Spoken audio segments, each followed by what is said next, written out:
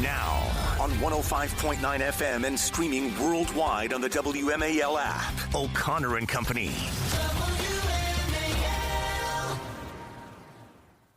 It's 7:07 on O'Connor and Company this Friday morning in your nation's capital. Thanks for tuning in. It's July 11th, and it's been confirmed now.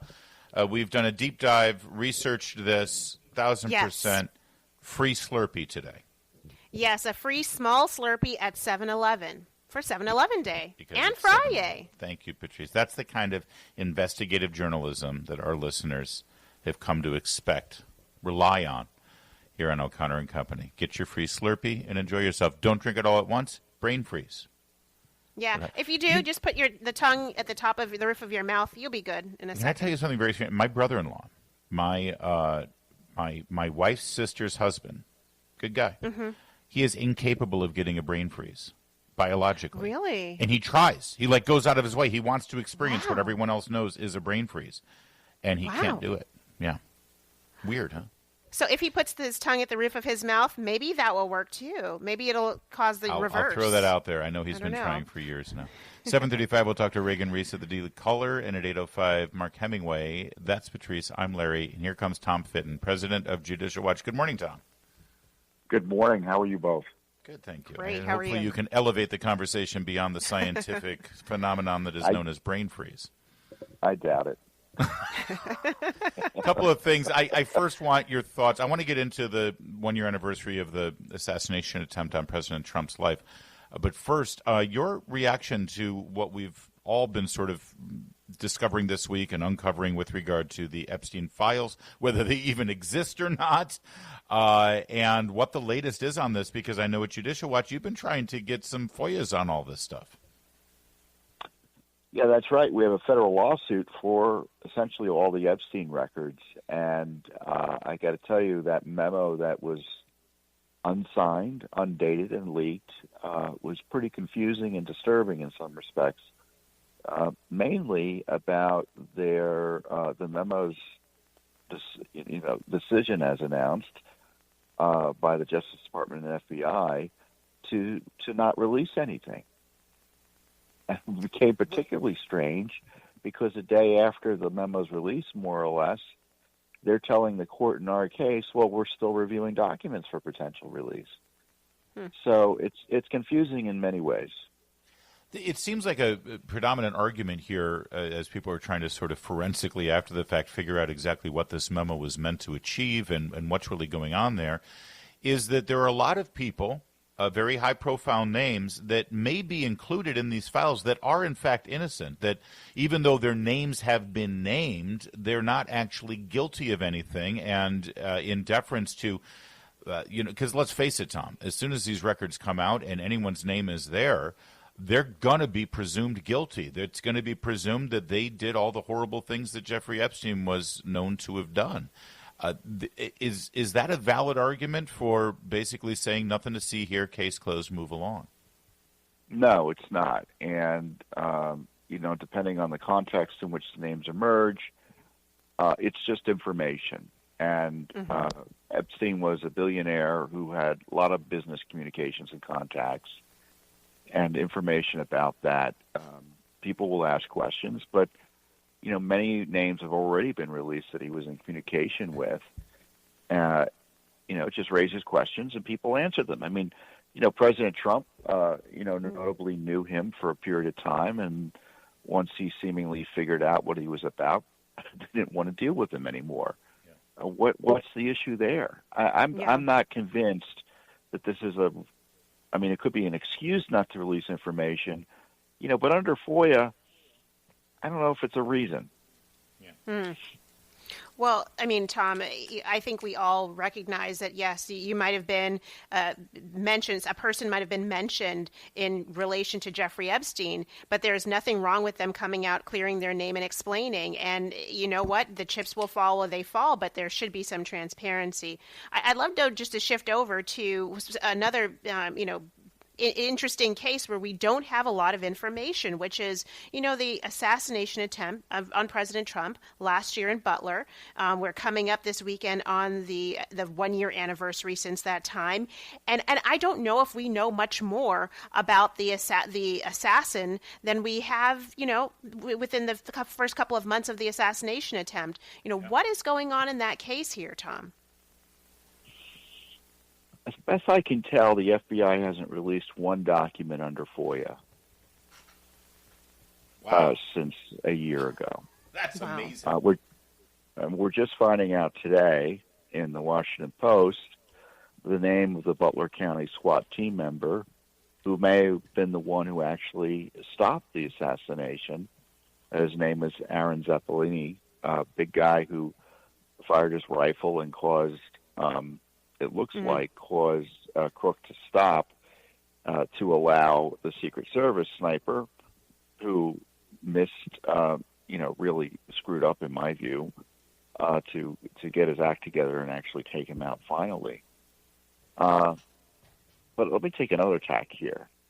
Not only do we need more about what happened with him, the assassin, the would-be assassin, there's got to be an investigation of the deprivation of security for President Trump.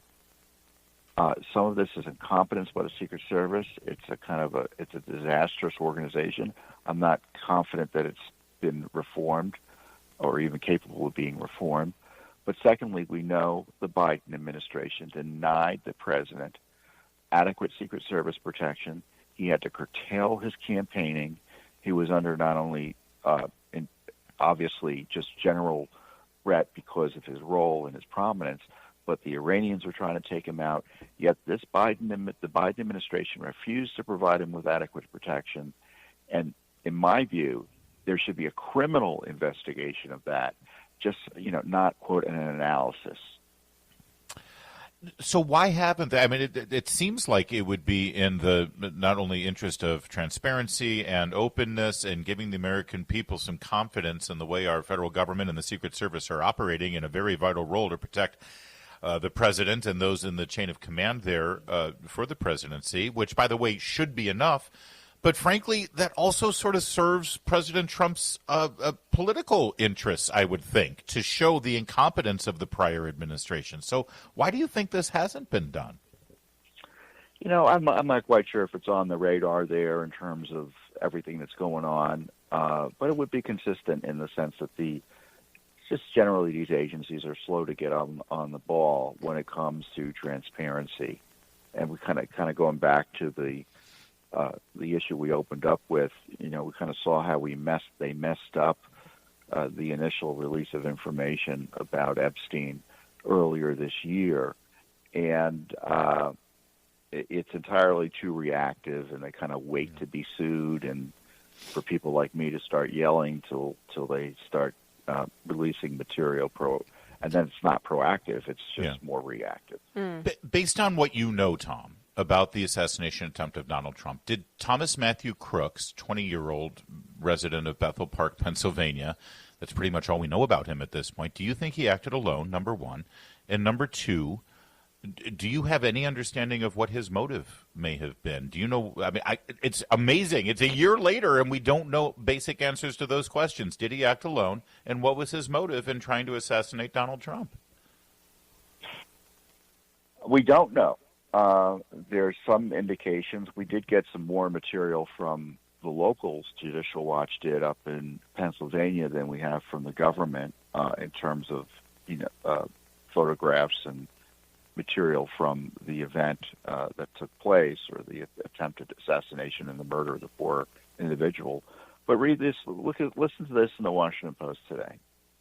Hours before Trump's arrival, a local officer told Zappalini he was concerned about 4 suspicious individuals he saw hanging around the warehouse.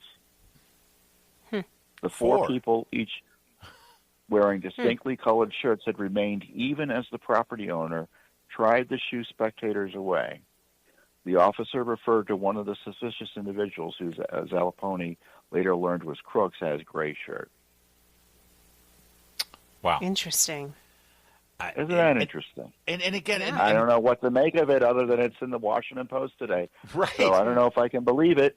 And it would be really nice that we don't have to wait 2 decades to get all the documents pertaining to the assassination attempt of Donald Trump, because I'm looking at 20 years of conspiracies now that are going to be hatched. And for people who decry conspiracy theories, they happen because information is withheld, because it happens all the time, Tom. That the second an administration says, you know what, the American people can't be trusted with this information, that's when it all starts to spiral out of control. Trust us with the information. We're grown-ups. We can handle it. The jails are full of people put there on conspiracy theories. Literally, conspiracy is a crime. Yep. Ask that, Yep. But, all we can do is keep on, so despite all the noise, all we can do is, continue our independent investigations into the shooting, which to me has been more substantial than the FBI has been at least willing to disclose. Yes. And with Epstein, we've got our lawsuit. I mean, so for all the noise, they still have to tell us what documents they have and what's being withheld and why. So none of this is going to go away. Administrations come and go, majorities in the House and Senate come and go, but Judicial Watch is still there, and they really are the oversight that you can count on to continue to diligently work on this stuff. That's why we always love talking to you, Tom Fitton. Thanks for being our guest today. Tom. Hey, you're welcome. Thank you, guys. WMAL, making sense of the news. Live from the Home Paramount Pest Control Studios. Home Paramount, the leader in pest control since 1939. Marylanders are very unhappy right now with their governor, Wes Moore. Just understand, everybody, if you don't live in Maryland, that they keep trying to boost this guy as a potential president. Like Gavin Newsom. Don't let Gavin Newsom do to the rest of the country what he did to California. Don't let Wes Moore do to the rest of the country what he's done to Maryland. Now that his new taxes and fees have been put in place, Fox 45 Baltimore decided to take literally a soapbox and have Marylanders, random Marylanders that they encountered at the MVA, stand on that soapbox and tell the world what they think of Wes Moore and his taxes. And it didn't go well for your future president. Take a listen to this. Cut 15. After parking the Fox 45 soapbox. Outside the place all drivers dread. It didn't take long to find people ready to step up. Oh, my God. And speak out. It's just not structured, it's not organized. But while long lines and piles of paperwork are par for the course, everything is just overwhelming in there. A slew of new taxes and fees are accelerating frustrations into high gear. It seems like everything is going up. This is not a happy MVA day, for sure. Buying a new car? Maryland's excise tax just jumped 0.5%.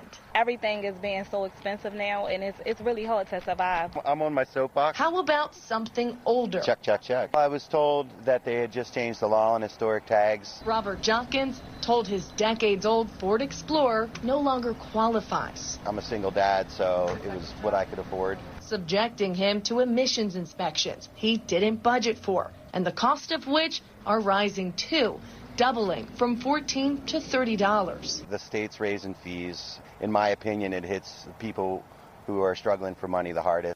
Patrice, you're a Marylander.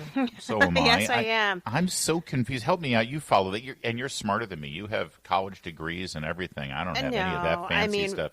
You've Can got you help common me out here? sense. Because I could have sworn Wes Moore inherited a budget surplus from Larry Hogan. Mm-hmm. So why did he have to raise all these taxes, and why is he angering so many Marylanders? Seems unnecessary. Virginia doesn't seem to have the same issue. Good question. Yeah, he's raised taxes in a lot of different ways, and he's being sinister and dishonest when he says, 94% of Marylanders will see a tax cut or no tax change. Yeah, but he's talking about a change in the standard deduction, really for the people who itemize, but he's ignoring all of the other tax increases, as we heard these Maryland residents talk about. Vehicle registration costs have gone up. Taxes on cannabis, if you participate, they've gone up. There's a new tax on business services and IT services, so you're probably going to see those get folded into what you're paying for those different kind of companies and consumers. There are a slew of other fees that have gone up to the tune of about $1.6 billion, according to the few Republicans in our state. And he's being disingenuous, saying, oh, look at all the great things I've done over here, and I had a surplus which he's taken into the red. And meanwhile, he's raising taxes and instituting new taxes on us. So he's as slick as his California opponent. But folks, please do not be fooled. He is not Barack Obama 2.0, and we should not trust him. It's 7:23. All right. We've been teasing this morning that Reagan Reese is going to join us. Well, she will be here at 7:30. She's coming up next to talk to us about the latest White House news, firings at the State Department, even the Epstein files. So stay with us. It's O'Connor and Company at 7:30. WMAL-FM, Woodbridge, Washington, a Cumulus media station. Making sense of the news. News Talk 105.9. News now. Now on 105.9 FM and streaming worldwide on the WMAL app. O'Connor and Company.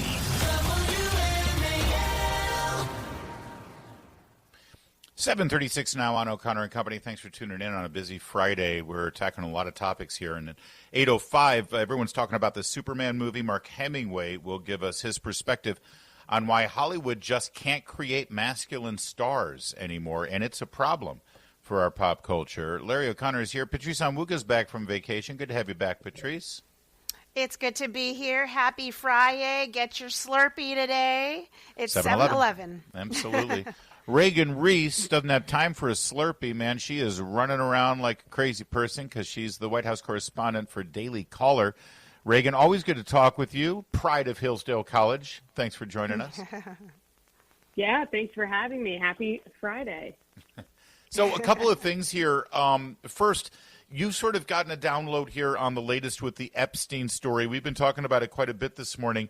And even though this memo, unsigned with both the FBI and the Justice Department letterhead on it, which tells you, not one agency wanted to sort of take all the heat on this thing, Reagan, even though it said case closed, based on your reporting, it doesn't sound like the case is closed. It sounds like they're still going through files. It sounds like there's still something there.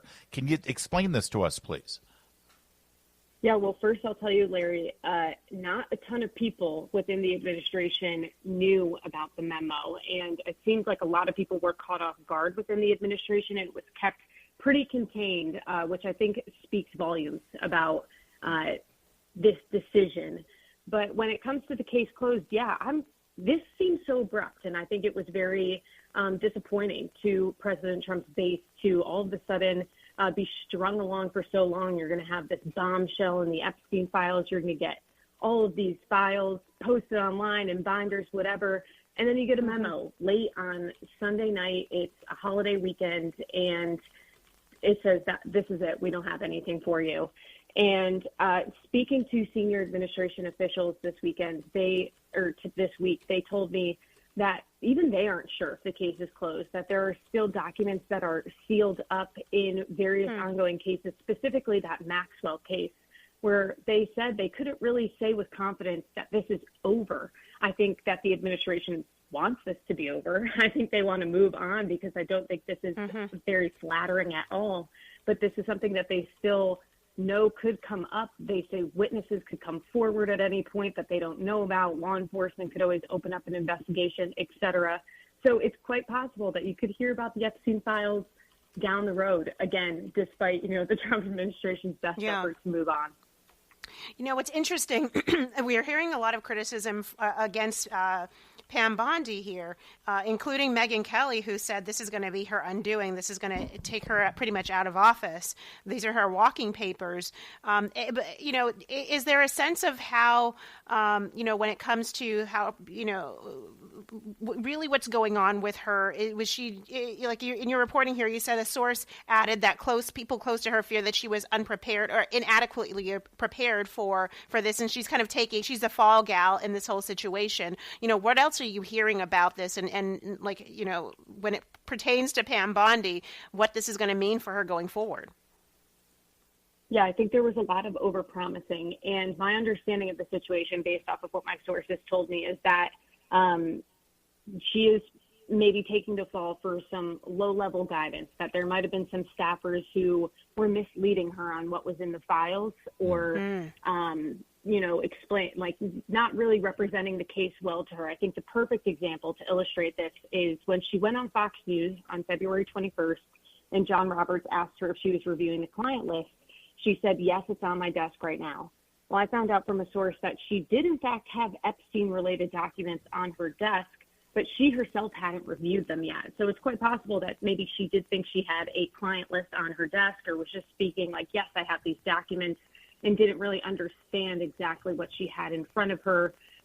And at the time, other administration sources told me that they knew there was no smoking gun, no client list in these Epstein files. So they were kind of confused as to why she said that on Fox News. So it sounds like there was just a ton of confusion within the administration, and it wasn't really getting to Pam Bondi herself.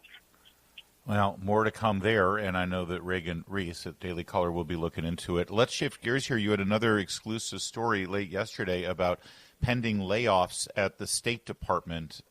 Is this in reaction to that Supreme Court decision that did give the green light to the administration and the executive branch to basically reorganize and, if necessary, fire employees who are no longer needed? Absolutely.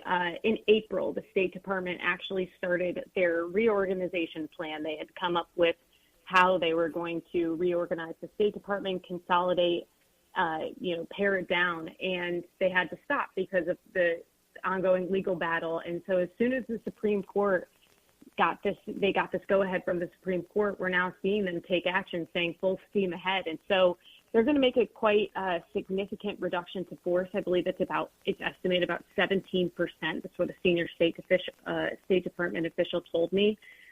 They're going to permanently abolish 132 offices, so taking the offices from 734 to 602. And yeah, as soon as the Supreme Court gave that go-ahead, the State Department said, all right, time to enact President Trump's agenda. Yeah, this is going to be interesting. I mean, I think it's so hard to see.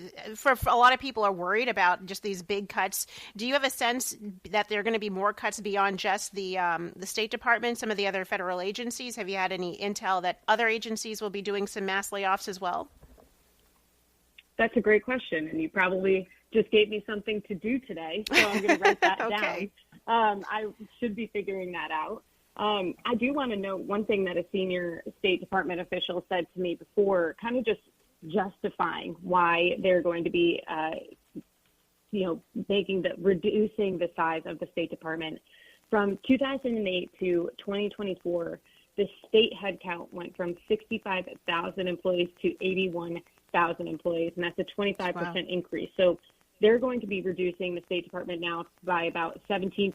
So that's not even as much as it has increased over the last 12 or so years, but just a real blow. And I think this is exactly, what Trump had campaigned on. And so it doesn't come as much surprise to anybody. But yeah, it's a significant reduction, despite the fact that there's been even larger increase over the past 12 years. Reagan Reese, Daily Caller, White House correspondent. We're a full-service morning show here, but I did not expect Patrice Onwuka to do Neil Patel's work over at Daily Caller. But let Neil know the check. I'm not giving you an assignment, but we'll be billing Neil for giving the editorial guidance to his stalwart employees. Thanks, Reagan. Always good to talk to you. Thank you, Reagan. WMAL's Vince Colonnese, weekdays at noon on 105.9 WMAL, making sense of the news. The secret to happiness is gratitude. If you're thankful for what you have, no matter what your station in life, you will be happy. Just remember that. And so no matter how bad your day may be, no matter what's going on in your life, there's always something to be grateful for. For instance, how thankful are we that Kamala Harris did not win the election last year? I mean, hallelujah. Every oh, my single goodness, day. yes. You're frustrated Larry. about things going on in your life, to stop for a moment and think, well, it could be worse. we could have President Kamala Harris. And we have the latest example of that. A podcaster who does most of his work on TikTok. It's called Subway Takes. His name is Kareem Rama. He was giving an interview and he was explaining how he had interviewed Kamala Harris. Now, you may be saying, wait, I don't remember seeing that. No, you didn't see it because they spiked it. They killed it because it was so bad. Take a listen.